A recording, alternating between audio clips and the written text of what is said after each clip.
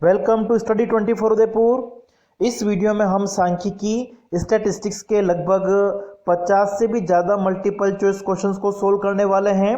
आज का जो हमारा वीडियो है इसमें हम एक तो जो आंकड़े हैं उनका प्रस्तुतिकरण प्रेजेंटेशन और दूसरा केंद्रीय प्रवृत्ति के माप मेजर्स ऑफ सेंट्रल टेंडेंसी और डिस्पर्जन अपकिरण जो होता है उनसे संबंधित लगभग 50 से ज़्यादा मल्टीपल चॉइस क्वेश्चंस को सोल्व करेंगे। तो चलिए स्टार्ट करते हैं।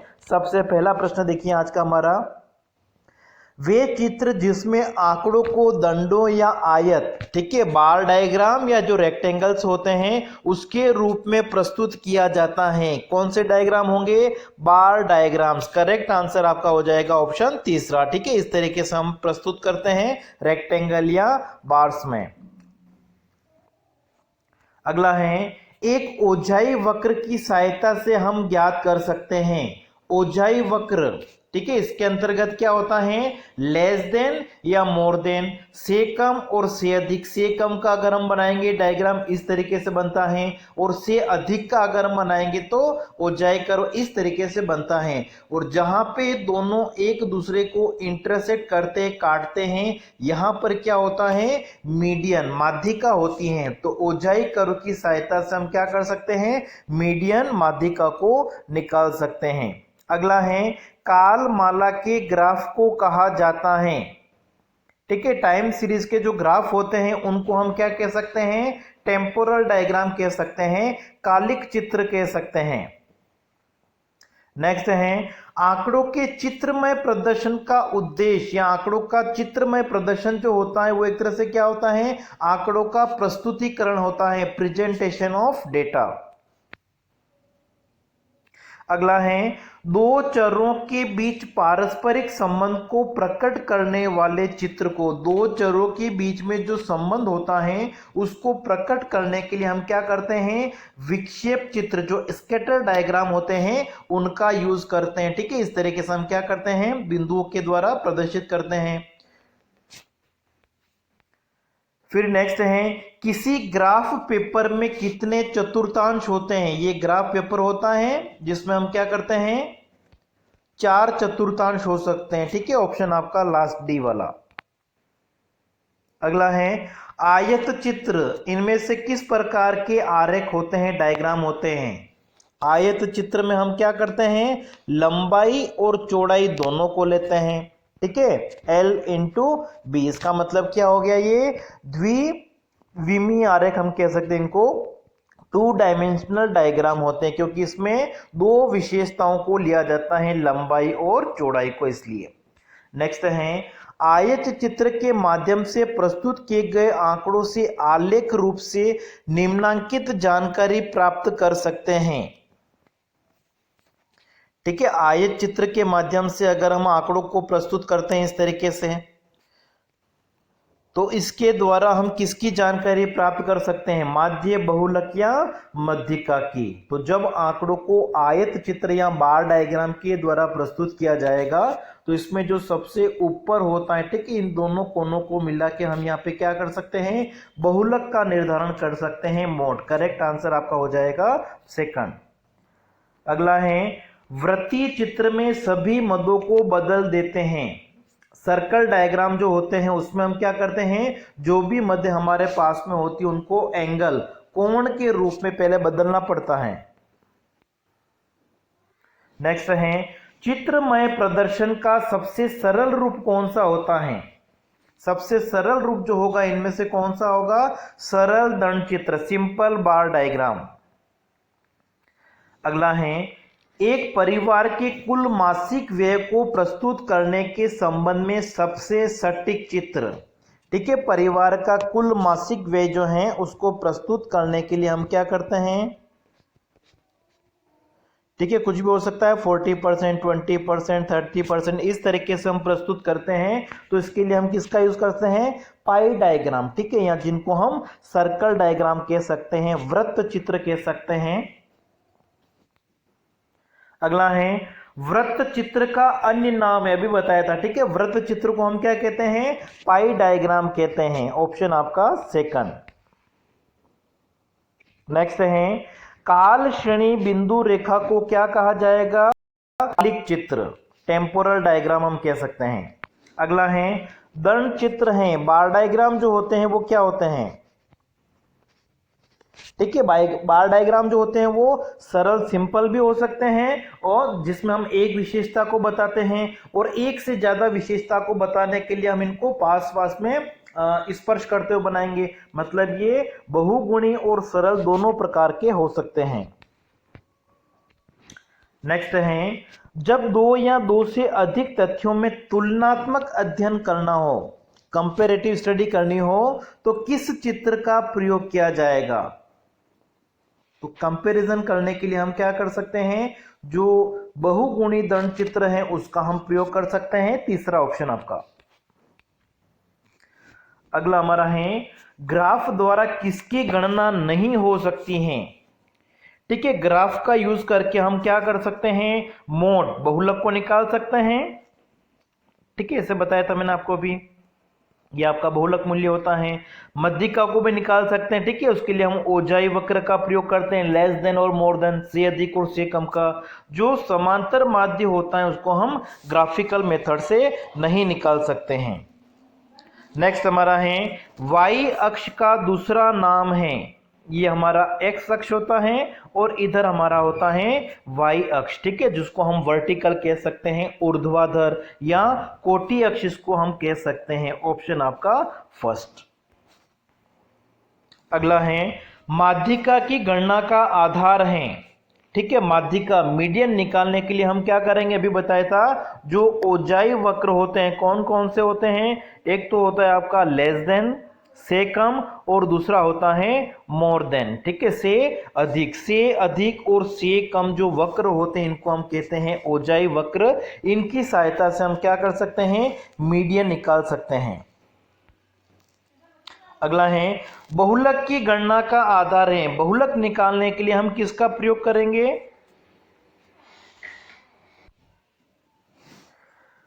तो यहां पे जो करेक्ट आंसर हो जाएगा, ठीक है, बहुलक मोड के लिए हम क्या कर सकते हैं? आवर्ती बहुभुज हिस्टोग्राम बनाना पड़ेगा। ठीक है, इस तरीके से।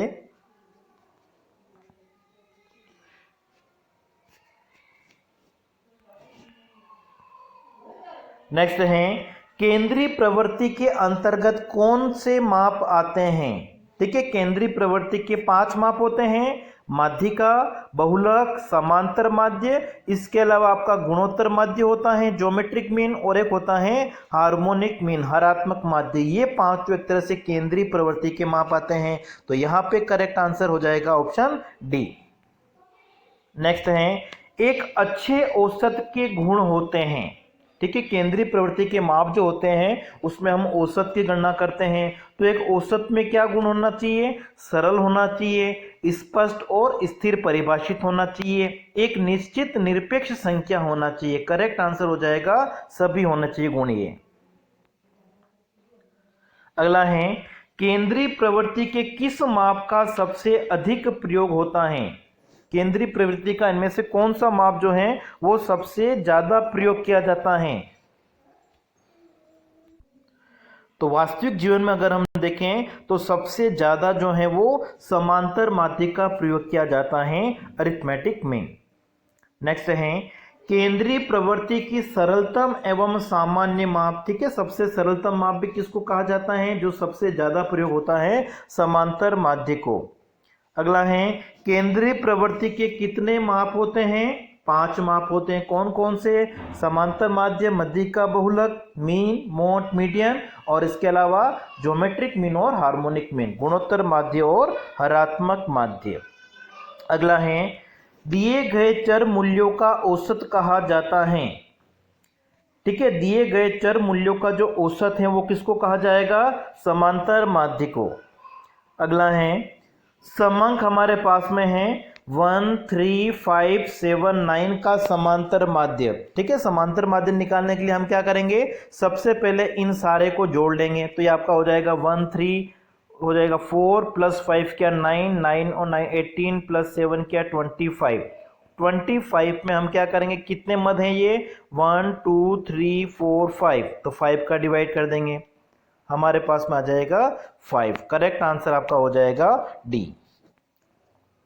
अगला है, यदि 6 परिवारों की मासिक आय 1600, 1500, 1400, 1525, 1625 और 1630 हैं तो औसत आय एवरेज इनकम निकालनी है। तो एवरेज इनकम निकालने के लिए हमको क्या करना पड़ेगा, इन सभी को एक बार हम जोड़ लेंगे। ठीक है, 1600 plus 1500 plus 1400 plus 1525 plus 1625 plus 1630।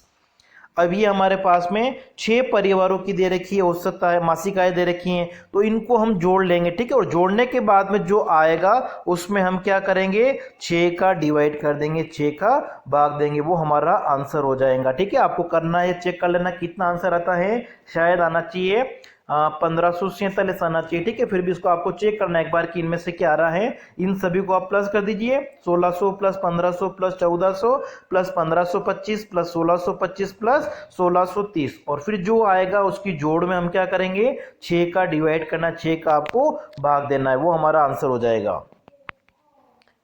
अगला है विचलन सकारात्मक, नकारात्मक या शून्य हो सकता है। ठीक है, विचलन जो डेविएशंस होते हैं, ठीक है, वो आपके सकारात्मक पॉजिटिव भी हो सकते हैं, बिल्कुल सही हैं, नेगेटिव माइनस में भी हो सकते हैं और शून्य भी हो सकते हैं, ये तो कथन हमारा सत्य है। नेक्स्ट है श्रेणी के व्यक्तिगत पदों के समांतर माध्य से लिए गए विचलनों का योग dx की जो टोटल होती हैं, अगर ये ली जाए किससे, समांतर माध्य से, तो कितनी होगी जोड़ इसकी, 0 के बराबर होती हैं। ऑप्शन आपका दूसरा। नेक्स्ट है श्रेणी के पदों को रखा जाता है आरोही या अवरोही क्रम में, असेंडिंग या डिसेंडिंग ऑर्डर में। अगर हम किसी सीरीज को रखते हैं, किसकी गणना करने के लिए, क्या कैलकुलेट करने के लिए, मीडियन। ठीक है, अगर हमको मीडियन मध्यिका कैलकुलेट करनी है तो उसके लिए क्या करना पड़ेगा, जो भी हमारे पास में वैल्यूज हैं, पदमूल्य हैं, उनको असेंडिंग या डिसेंडिंग ऑर्डर में, आरोही या अवरोही क्रम में सबसे पहले व्यवस्थित करना पड़ेगा। नेक्स्ट है 1 2 3 4 5 की मध्यिका होगी। हमारे पास में 5 पदमूल्य हैं, तो मध्यिका क्या होती है, जो वैल्यू बीच में होती है। 5 + 1/2 कर देंगे, कितना, तीसरा, और तीसरे नंबर पे हमारी कौन सी वैल्यू है, 3, तो करेक्ट आंसर हो जाएगा आपका 3। अगला है मध्यिका मीडियन को कहा जाता है। ठीक है, मीडियन एक तरह से क्या होता है, स्थिति संबंधी माध्य होता है। स्थिति संबंधी माध्य कौन कौन से होते हैं, मध्यिका और बहुलक। अगला है अधिकतम मदों का मूल्य औसत को प्रभावित नहीं करता है। ठीक है, इनमें से किसको प्रभावित नहीं करेगा, अधिकतम मदों का मूल्य, वो होगा आपका मध्यिका मीडियन। ठीक है, जैसे हमारे पास में श्रेणी है 5, 6, 8, 20 और हमने ले लिया यहाँ पे 30। ठीक है, तो इसमें मध्यिका क्या होगी, जो वैल्यू बीच में है 8 है। अब देखिए यहाँ पे अगर हम 30 की जगह 300 भी ले लें तब भी हमारी मध्यिका कितनी होगी, 8 ही रहेगी। ठीक है, 330 की जगह अगर हम 3000 ले लें तब भी हमारी जो मध्यिका है वो 8 ही रहेगी। मतलब अधिकतम मूल्य जो होता है वो इस औसत को प्रभावित नहीं करता है। ऐसा किसमें होगा, मध्यिका में। बाकी जो समांतर माध्य हैं, हरात्मक माध्य हैं, गुणोत्तर माध्य हैं, इन सभी में क्या होगा, परिवर्तित हो जाएगा। अगला है खंडित बारंबारता वितरण के लिए मध्यिका के सूत्र में n क्या होता है। जैसे हम निकालते हैं ना कि n + 1/2, तो n जो होता है वो किसके इक्वल होता है, समेशन f के। जो कुल बारंबारता होती है उसको हम कह सकते हैं f, मध्यिका में n के बराबर होता है। नेक्स्ट देखिए समंक 0.4, 0.57, 6, 7, 12, 0, 8, 2 की मध्यिका। तो सबसे पहले हमको क्या करना पड़ेगा, जो हमारे पास में मूल्य दे रखे हैं इनको हमको असेंडिंग या डिसेंडिंग ऑर्डर में हमको व्यवस्थित करना पड़ता है। तो सबसे पहले हमने लिख दिया यहाँ पे 0, उसके बाद में हम लिख देंगे 0.4, उसके बाद में आ जाएगा 0.57, फिर हमारा आ जाएगा 2, फिर आ जाएगा हमारा 6, फिर आ जाएगा 7, फिर आएगा 8 और फिर आएगा 12। ठीक है, कितनी वैल्यू हमारे पास में है, 1 2 3 4 5 6 7 8। अब हमको क्या करना पड़ेगा, फॉर्मूला यूज करना पड़ेगा, और फॉर्मूला हमारा क्या है, n+1/2। तो ये आ जाएगा हमारा 1 2 3 4, ठीक है, ये हो जाएगा 2 + 6/2, और 2 + 6/2 करने पर हमारे पास में कितना आ जाएगा, 4 आएगा, ठीक है। करेक्ट आंसर आपका हो जाएगा ऑप्शन ए। नेक्स्ट है, यदि माध्य 12 है और बहुलक 15 है तो मध्यिका होगी, ठीक है। इसको आपको एक फॉर्मूला है, z = 3 × मीडियन -2 × x बार, इसमें आपको वैल्यू रखनी है और फिर सोल्व करना है। तो ये आपका हो जाएगा 15 = 3 × मीडियन -2 × x बार, ठीक है। 2 × x बार कितना दे रखा है, 12। तो 12 को अगर हम 2 से मल्टीप्लाई करेंगे ये आपका आ जाएगा 24। अब ये हो जाएगा 15 + 24 = 3 मीडियन। अब 24 में अगर हम 15 को प्लस करेंगे तो ये आपका आ जाएगा 39, और 39 में अगर हम 3 का डिवाइड करेंगे, ठीक है, मीडियन = क्या हो जाएगा, 39/3। तो ये आ जाएगा आपका 13 आंसर हो जाएगा, ठीक है। बहुलक जो होगा, मध्यिका होगी, वो कितनी होगी, 13। नेक्स्ट है, गुणात्मक माप के लिए सबसे उपयुक्त औसत, ठीक है। गुणात्मक तथ्य जो होते हैं, जो गुण को दर्शाते हैं, उनमें अगर औसत ज्ञात करना है तो उसमें किसका प्रयोग किया जाएगा, मीडियन का, मध्यिका का प्रयोग किया जाता है। क्वालिटेटिव जो फैक्ट्स होते हैं उनके लिए। छात्रों के बौद्धिक स्तर की जांच हेतु उचित माध्य, बहुत इंपॉर्टेंट क्वेश्चन है। बौद्धिक स्तर एक तरह से क्या है, गुणात्मक तथ्य हैं। और अभी हमने देखा था कि जो गुणात्मक तथ्य होते हैं, क्वालिटेटिव फैक्ट्स जो होते हैं, उसमें अगर हमको एवरेज निकालना है तो हम किसका यूज करेंगे, मीडियन, माध्यिका का प्रयोग किया जाएगा। नेक्स्ट है, द्वितीयक चतुर्थक को कहते हैं, देखिए ये हमारे जैसे श्रेणी है, और चतुर्थक क्या होते हैं, किसी श्रेणी को 4 भाग में डिवाइड करता है, Q1 Q2 Q3। और ये जो वैल्यू बीच में है, जो मूल्य किसी श्रेणी के बीच में होता है, वो किसके इक्वल होता है, मीडियन, मध्यिका, उसको हम कहते हैं। तो Q2 जो होता है वो किसके बराबर होगा, मीडियन, माध्यिका के बराबर होगा। अगला है, चरम मूल्यों से सर्वाधिक प्रभावित होने वाला अपकिरण का माप, ठीक है। चरम मूल्य मतलब जो सभी मदों पर आधारित माप है, वो कौन सा है, स्टैंडर्ड डेविएशन, प्रमाप विचलन। इसलिए सबसे ज्यादा प्रभावित कौन सा होगा, प्रमाप विचलन होगा।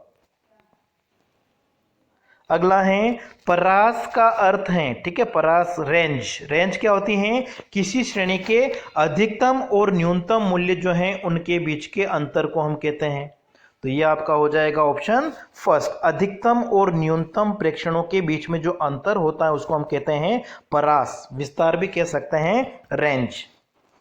नेक्स्ट है, किस अर्थशास्त्री के अनुसार अपकिरण पदों के विचरण का माप है, अपकिरण जो है वो पदों के विचरण का माप है, ये कहा था। इसमें होना चाहिए आपका आंसर बाउले हो सकता है, इसको आप एक बार चेक कर लीजिएगा। अगला है, समंको आंकड़ों के अपकिरण मापने की सबसे सरल माप है, सबसे सरल माप जो होता है वो अपकिरण का कौन सा होता है, विस्तार, रेंज। और रेंज में हम क्या करते हैं, किसी श्रेणी की जो हाईएस्ट वैल्यू है, उच्चतम, और जो लोवेस्ट वैल्यू है, इन दोनों के अंतर को ही हम क्या कहते हैं, रेंज कहते हैं, परास कहते हैं, विस्तार कहते हैं। तो सबसे सरल माप कौन सा होता है इनमें से, विस्तार। और बाकी के जो माप दे रखे हैं वो वैसे भी केंद्रीय प्रवृत्ति के माप हैं। अगला है, पदों के विचरण के माप को कहा जाता है, ठीक है, पदों के विचरण के माप को हम क्या कहते हैं, अपकिरण कहते हैं, डिस्पर्जन कहते हैं। अगला है, निम्न आंकड़ों से विस्तार, रेंज ज्ञात करनी है, और रेंज क्या होती है, हाईएस्ट वैल्यू और लोवेस्ट वैल्यू जो होती है उनका डिफरेंस। तो इसमें सबसे हाईएस्ट कितना है, 81, और सबसे कम कितना है, 35। अब 81 में से अगर हम 35 को माइनस करेंगे तो ये आपका आना चाहिए 36 या 46 आएगा, 46 आएगा, ठीक है। इसको आप और चेक कर लीजिएगा। अगला है, निम्न आंकड़ों का विस्तार गुणांक होगा। ठीक है, विस्तार गुणांक क्या होता है? हाईएस्ट वैल्यू और लोवेस्ट वैल्यू का डिफरेंस और दोनों का टोटल। तो इसमें अगर हम देखें, जो हाईएस्ट वैल्यू है वो कितनी है? 72 और लोवेस्ट कितनी है? 24। तो 72 में से 24 को माइनस कर देना और फिर 72 में प्लस कर देंगे हम 24 और फिर डिवाइड कर देंगे। ठीक है, वो आपका आंसर आ जाएगा। तो इनमें से इसको आप करके देख लीजिएगा। 72 माइनस 24 अपॉन 72 प्लस 24। नेक्स्ट देखिए, प्लस माइनस चिन्हों को छोड़ दिया जाता है की गणना में। ठीक है, जो साइन होते हैं माइनस और प्लस के, धनात्मक और ऋणात्मक मूल्यों को किसकी गणना में ध्यान में नहीं रखा जाता है? माध्य विचलन। ठीक है, अगर कोई वैल्यू माइनस में है तब भी क्या होता है? सभी मूल्यों को इसमें धनात्मक माना जाता है। तो पद चिन्ह जो होते हैं, चिन्ह साइन होते हैं, उनको इग्नोर करते हैं। किसमें? माध्य विचलन में, मीन डेविएशन में। नेक्स्ट देखिए, सही कथन को चुनें। माध्य विचलन केवल समांतर माध्य से आगणित होता है? नहीं, गलत है ये। ठीक है, माध्य विचलन की जो गणना है, मीन डेविएशन, उसको हम क्या कर सकते हैं? समांतर माध्य, मध्यिका और बहुलक, मीन, मोड, मीडियन तीनों से निकाल सकते हैं। दूसरा है प्रमाप विचलन चिन्हों को अनदेखा करता नहीं। प्रमाप विचलन में हम क्या करते हैं? चिन्हों का ध्यान रखते हैं। जो वैल्यू माइनस में होगी उसको माइनस में लिखते हैं, प्लस वैल्यू को प्लस में लिखते हैं, फिर उसको हम स्क्वायर कर देते हैं, जिससे सारे मूल्य हमारे क्या हो जाते हैं? धनात्मक हो जाते हैं, पॉजिटिव हो जाते हैं। जो मीन डेविएशन होता है उसमें हम अनदेखा करते हैं। फिर प्रमाप विचलन मूल से स्वतंत्र होता है, मूल से स्वतंत्र होता है, और प्रमाप विचलन पैमाने से स्वतंत्र होता है। ठीक है, तो जो इनमें से सही कथन अगर हम देखें तो वो हो जाएगा आपका ऑप्शन तीसरा। ठीक है, प्रमाप विचलन एक तरह से क्या होता है? मूल से स्वतंत्र होता है। मूल बिंदु हम किसी को भी माने, प्रमाप विचलन पर उसका प्रभाव नहीं पड़ेगा। ये सही कथन है हमारा। अगला है अपकिरण का सर्वश्रेष्ठ माप। डिस्पर्जन जो होता है उनमें से सबसे बेस्ट मेजरमेंट जो माना जाता है वो किसको कहते हैं हम? प्रमाप विचलन या मानक विचलन को, स्टैंडर्ड डेविएशन को। अगला है अपकिरण निम्न की सहायता से भी मापा जा सकता है। अपकिरण मापने की एक बिंदु रेखी विधि होती है जिसको हम कहते हैं लोरेंज कर्व। ठीक है, लोरेंज वक्र। अगला है प्रमाप विचलन का विचार निम्न में से किसकी देन है?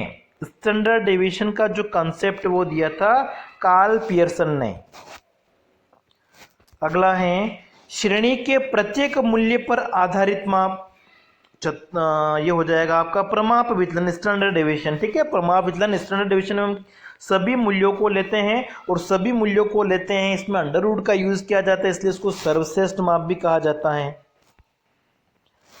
अगला है प्रमाप विचलन हमेशा परिकलित किया जाता है। स्टैंडर्ड डेविएशन जो होता है वो हमेशा मीन, समांतर माध्य से ही निकाला जाता है।